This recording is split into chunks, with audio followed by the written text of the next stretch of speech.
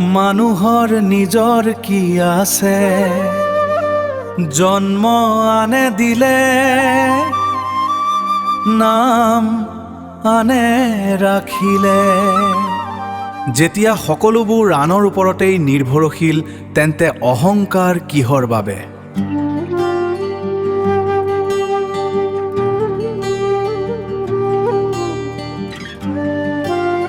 মানুহৰ নিজৰ কি আছে, জন্মকো আনে দিলে। মানুহৰ নিজৰনো কি আছে, আৰে মৃত্যুৰ পাছত সম্পত্তিও আনৰ মাজত ভাগ হৈ যায়।